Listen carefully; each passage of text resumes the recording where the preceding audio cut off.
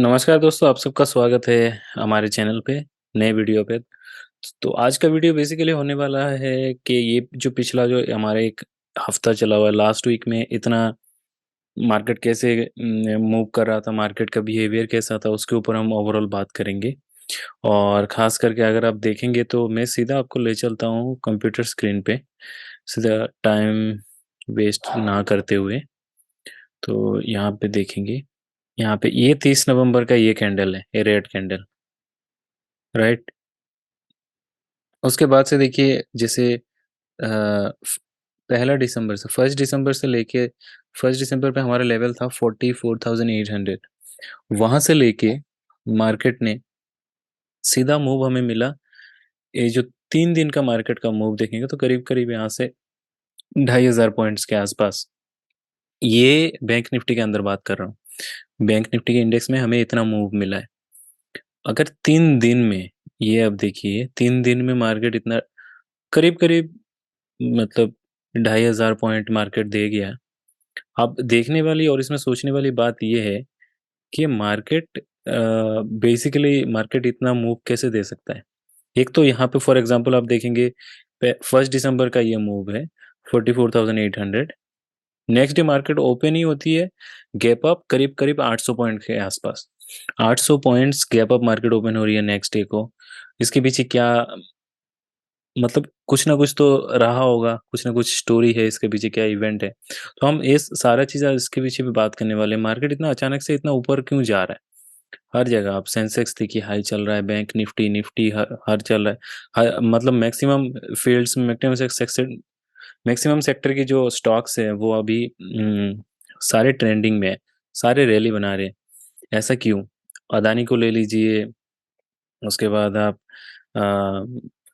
IT के उठा के देख लीजिए, बैंकिंग के देख लीजिए, आप म्यूचुअल फंड में भी कुछ है वो भी देख लीजिए। सो मैक्सिमम चीज़ें जो है अभी ऊपर जा रही, ऊपर इसलिए जा रही है दोस्त, 3 चीज़ें हुई है। चलिए मैं आप लोगों को बताता हूँ 3 चीज़ें। तो 3 जो चीज़ें हैं, इसमें एक तो पहला हो गया कि इलेक्शन रिजल्ट आ गया। पहला आ गया इलेक्शन रिजल्ट, जिसमें अ, ये इलेक्शन में हमारे अभी आप जैसे देखेंगे कि मेरे ख्याल से 3-4 राज्यों में इलेक्शन हुआ है अभी। तेलंगाना, राजस्थान, मध्य प्रदेश एंड छत्तीसगढ़।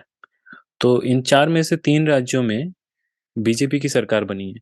बीजेपी बहुमत में आई है, बीजेपी मेजॉरिटी में आके अपना गवर्नमेंट बना रही है।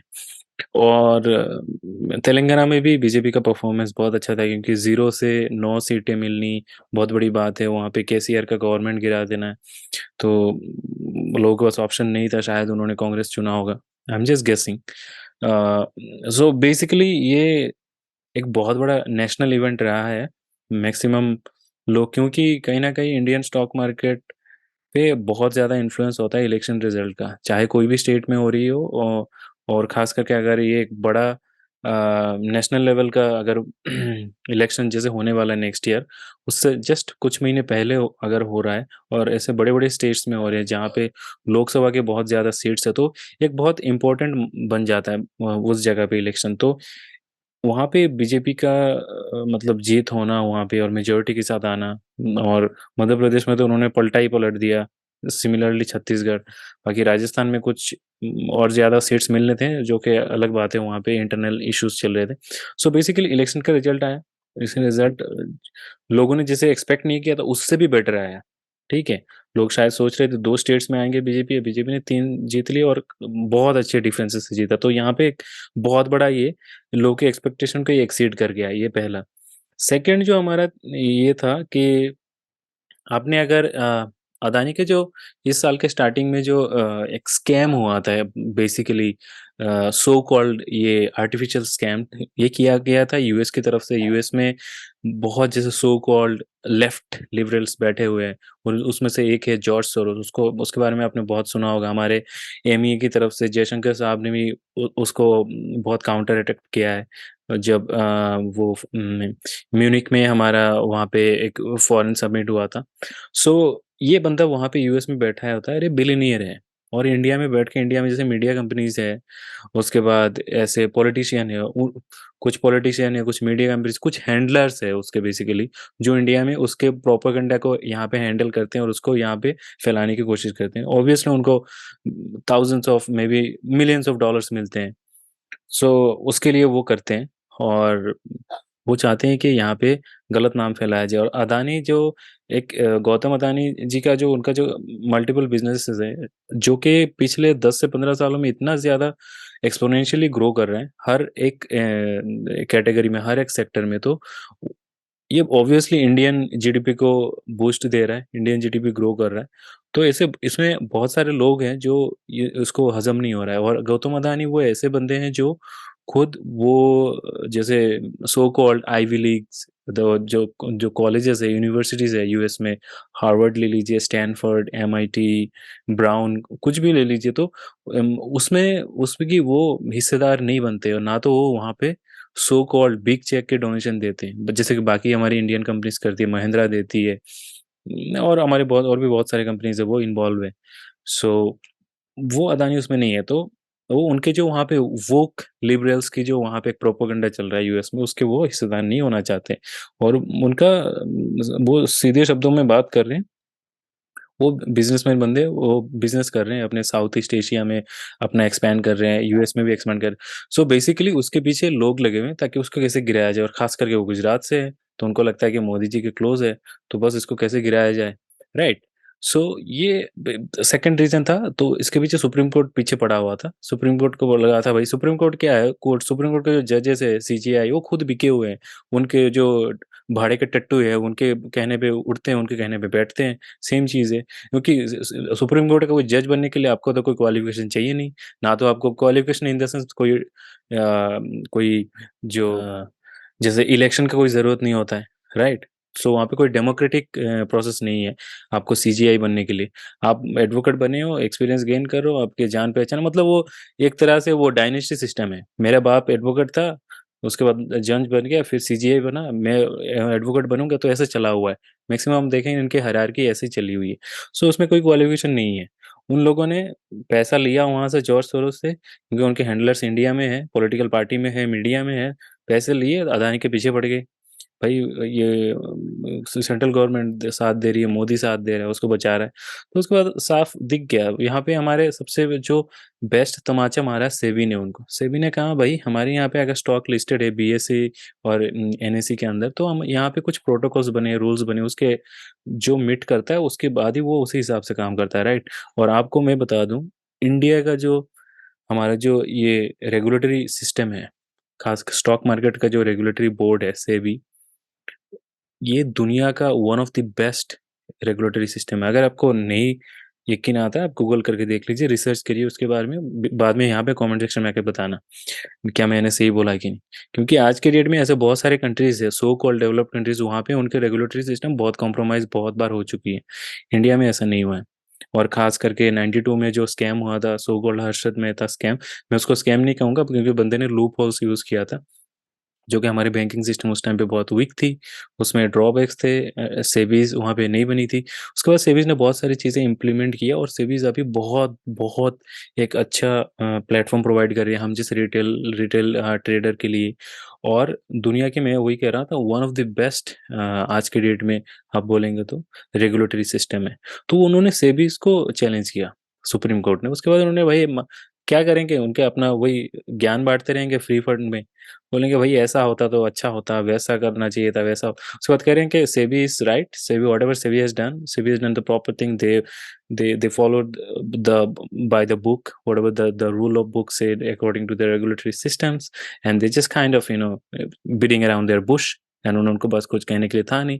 और वहाँ पे सो कॉल्ड एक्सपर्ट कमेटी बनती है, वो राय देती है भाई ऐसा कर लेने से अच्छा होता है। फिर बेसिकली उन्होंने अपोलॉजी मांगा, तो यहाँ पे सुप्रीम कोर्ट का जो जज बेंच था, तो उन्होंने अपोलॉजी मांगा अबाउट द हिंडनबर्ग जो रिपोर्ट आया था।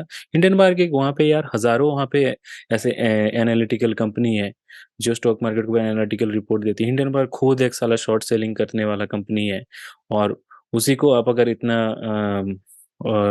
ऑथोरिटी दे रहे हो और उसको ऑथोरिटेटिवली उसको लेके आप उसके एक बंदे के पीछे पड़ जाते हो कंपनी के, जो कि इंडिया के हमारी जीडीपी के उसके पीछे उनका बहुत बड़ा कंट्रीब्यूशन है। इसको इस बात को इग्नोर नहीं कर सकते। सो बेसिकली साफ साफ दिखता है कि यहाँ पे प्रोपेगेंडिस्ट बैठे हुए हैं और उनको बाहर से पैसा आ रहा है ये सब चीज़ें फैलाने के लिए, ताकि हमारे जैसे आपके जैसे रिटेल सेल जो ट्रेडर है वो डर जाए और पैनिक सेलिंग करता रहे, ताकि शॉर्ट सेलिंग करके कंपनी को नीचे गिराया जाए। सो इससे अल्टीमेटली लॉस किसका होगा? अगर उनके दिमाग में इतना सा भी दिमाग होता, अल्टीमेटली लॉस इंडिया का होगा, इंडिया का जीडीपी नीचे जाएगा, इंडियन मार्केट जो है इकोनॉमी यहाँ पे सफ़र करेगी, तो हम हमें ही घाटा पड़ेगा ना। पर उनको कुछ फ़र्क नहीं पड़ता, उनको तो बस सत्ता में आना है और अपना जो प्रोपेगेंडा है वो झाड़ना है। एनीवेज़ थर्ड चीज़ जो आज हो गई, आज आई थी आरबीसी की पॉलिसी आई। तो सॉरी आरबीआई की पॉलिसी। सो आरबीआई की जो पॉलिसी आई, इसमें बेसिकली चीज़ें साफ था। इसमें कुछ एज़ एक्सपेक्टेड, जैसे एक्सपर्ट भी एक्सपेक्ट कर रहे थे। आरबीआई ने कह दिया कि India domestically is doing really great and we are so far ahead of the other so-called developed nation. Those are at the verge of um, you know they are already in recession by the way. So उनका अभी economic condition बहुत ख़राब है। नाम लीजिए Canada, US, England, नाम लेते जाइए आप किसी भी कंट्री का, तो मैक्सिमम चीज़ें वहाँ पे सफ़र कर रही है। वो चीज़ इंडिया में नहीं है। इंडियन डोमेस्टिक मार्केट बहुत ज़्यादा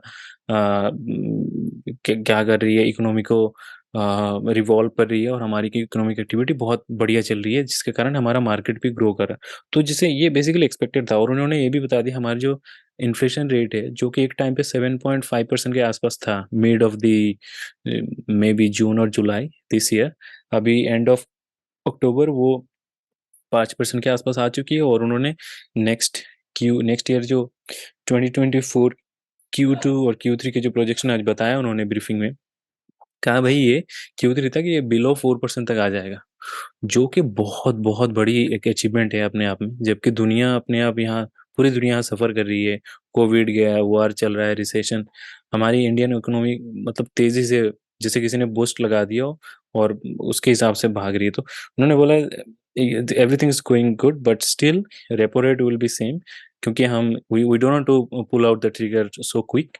सो इसके लिए उन्होंने एक एक बहुत बड़ा ब्रीफिंग आप सुनना, बहुत अच्छी चीज़ें बताई उन्होंने। और उसके बाद आज मार्केट ने जो मूव दिया है, मार्केट यहाँ पे आ गया था और 46,800 से मार्केट ने मूव दिया, करीब करीब ऑल टाइम हाई के आसपास क्लोज किया। ऑल टाइम हाई ही है आजकल। आज का जो क्लोजिंग था 47,000 क्लोज टू 300। सो ये तीन फैक्टर थे बेसिकली जो मार्केट को अभी ये इतना बूम मिला। अभी आप बताएंगे भाई ये तो वंस इन वाइल वाली चीज़ है। जी हाँ, ये जो इलेक्शन का रिजल्ट आना और सुप्रीम कोर्ट का एपोलॉजी मांगना सेबी के सामने about the Hindenburg report, so ये सारा चीज़ क्या हमेशा नहीं होगा? नहीं, once in a maybe 2 year और maybe once in a couple of years, तो हम बता नहीं सकते ये। पर ये जो जब भी ऐसे होता है तो मार्केट मतलब एक एक्सपोनेंशियली ग्रो करता है वहाँ पे, जो हमें देखने को मिला। हम में से बहुत लोग ऐसे भी होंगे जिनके लिए फर्स्ट टाइम था, so is nothing to worry. उसमें ये होता है कि अगर हमारा रिस्क मैनेज है और हम क्या करें, छोटा क्वांटिटी को लेके चले, तो हम मार्केट को जो हमारा स्टॉप लॉस है उसको हम ट्रेलिंग करते करते हम देख सकते हैं मार्केट आखिर कहाँ तक जाता है और कहाँ पे मोमेंटम ब्रेक होती है। तो उसके लिए क्या करना पड़ेगा हमें, अपना जो पहले, अगर हम फॉर एग्जांपल मैं 100 क्वांटिटी लगा रहा हूँ, तो उसमें क्या करना पड़ेगा मुझे 75% या 80% क्वांटिटी में वहाँ पे निकाल लूंगा। बाकी की जो 20% क्वांटिटी मैं रखूंगा, वहाँ पे रख के मैं देखूंगा कि कहाँ तक जा रहा है मार्केट। क्या आज सही में जो मीडिया में बात चल रही है, यहाँ पे ये रिपोर्ट आया, इलेक्शन रिजल्ट आया तो ये सब जा रहा है, तो उसके लिए आप देख सकते हैं कहाँ तक जा रहा है, छोटा सा रिस्क लेके। हाँ, रिस्क तो होगा, लेकिन इतना नहीं होगा मेरे ख्याल से। आप at the end of the day profit में ही रहेंगे, क्योंकि आपने मोटा अमाउंट निकाल दिया, 80% of your total quantity, and you are just trailing your 20% of quantity you have in terms of trailing assets. So as a whole basically ऐसा event कभी कभार ही आता है, जैसे एक साथ ये ट्रिपल इफेक्ट हो गया, और ये बहुत सालों के बाद कभी कभार आता है। तो पर हाँ, ये है कि जब आता है तो हमें उस टाइम पे इसका मोमेंट को कैच करना, ये कभी बहुत खास करके नए ट्रेडर के लिए ये बहुत डिफिकल्ट हो जाता है।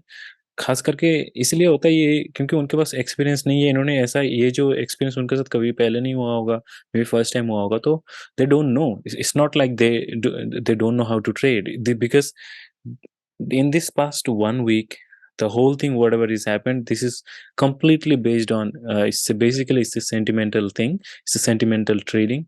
So इसमें लोगों के sentiments काम कर रहे हैं. लोग चाहते थे बीजेपी जीते, बीजेपी ने जीता, बहुत बढ़िया मार्जिन से जीता. लोग को सेंटिमेंट पॉजिटिव वाइब्स में आया, लोग बस मार्केट को पुश करते लेके गए ऊपर, रैली बनाते. So there was nothing about technical was very little I would से.